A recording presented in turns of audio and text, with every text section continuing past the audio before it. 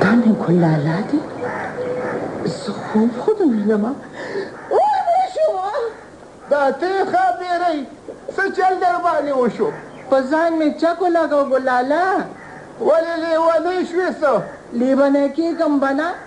دا په دې عمر کې دا کارونه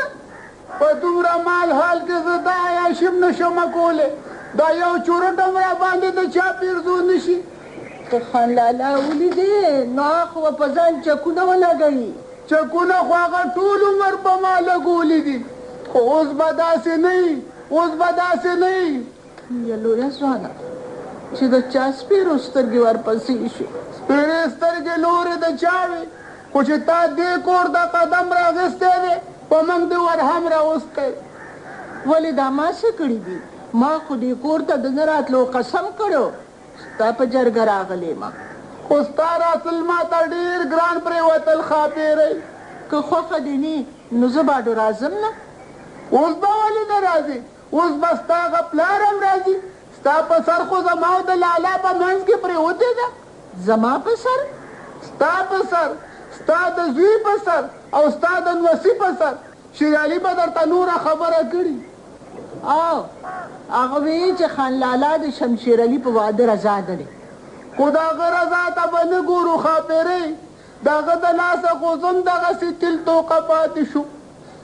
د پومه د توت په شان یوازې بې پاڼو بې ثمره خدای دې یوازې مکه زیما خورې د دې د هغه بچي دي او شمشیر علي خو ما تا ته بخلی دی که څوک مري او که چی د شمشیر علي ډولۍ به ستا کور ته راځي ډولۍ او دې کور ته ولې ګلاله ته خفه شوې خفه نه یم ښاپېرۍ خو ما ته څه بل سره یاد شو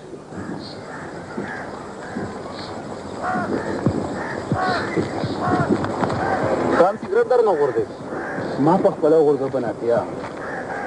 په تس سګرټ مې اوس کار نه کېږي هو دی اوس تر ډاکټر نیت خراب شو سر که دا حالې پوډر به هم شروع کړم د پوډریانو حال یې کتلی دی